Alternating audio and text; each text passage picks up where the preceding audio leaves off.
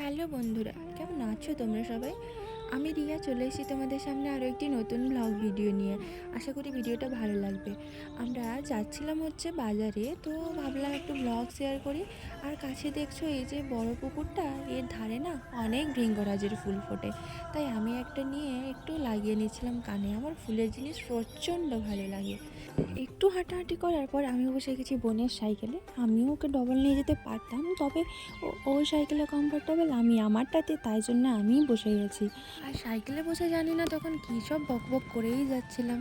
আর অল্প কিছু সময়ের মধ্যে, মানে 5 মিনিটের মধ্যেই আমরা মেন বাজারে পৌঁছে গেছি। বাজার থেকে একটু দূরে এটা হচ্ছে আমার মামার দোকান, মা সারদা বস্ত্রালয়। তোমরা তপসিয়াতে এলে এই দোকানটাতে ভিজিট করতে পারো, সব রকমের কাপড় পাওয়া যায়।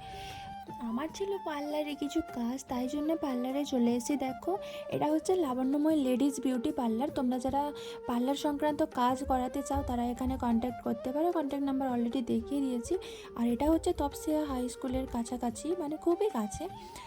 এখানে তোমরা সব ধরনের কসমেটিক, অ্যান্টি টার্নিশ জুয়েলারি, অক্সিডাইজের জুয়েলারি পাবে।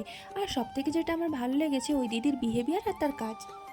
ভাইয়ের জন্যে আমার এই দুটো বই নেওয়ার ছিল, আমি নিয়ে নিয়েছি দেখো বই দোকান থেকে।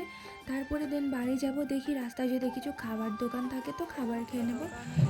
বাবা, এখানে তো চলে এসেছি আর দোকানে ভিড় দেখে তো লিটারালি মাথা খারাপ। কতক্ষণ দাঁড়াতে হবে তারপরে গিয়ে খাবার পাবো। চলো চলো চলো বাড়ি যাই। 2,000 years later. আমরা এখনো যাইনি। অবশেষে এতক্ষণ পর এসেছি বন্ধুরা। দেখো তোমরা, আমি তোমাদের সাথে খাবারগুলো শেয়ার করছি, তোমরা যার যেটা পছন্দ খেয়ে নিও। কারণ তখন পরে তোমরা বলবে যে খাবারগুলো আমাদের দেখাচ্ছ, আমাদের দেখে কী লাভ হচ্ছে। তাই তোমাদের জন্য দিয়ে দিলাম খাবারগুলো, তোমাদের মন ইচ্ছাতে খেয়ে নিও। ফ্রেঞ্চ ফ্রাই, ললিপপ, চাউমিন, সিঙ্গাড়া, পকোড়া, চপ সবই আছে। আমরা নিয়ে নিয়েছি পকোড়া। বাড়ি গিয়ে শান্তি করে খাবো, কারণ এখানে যা ভিড় ছিল।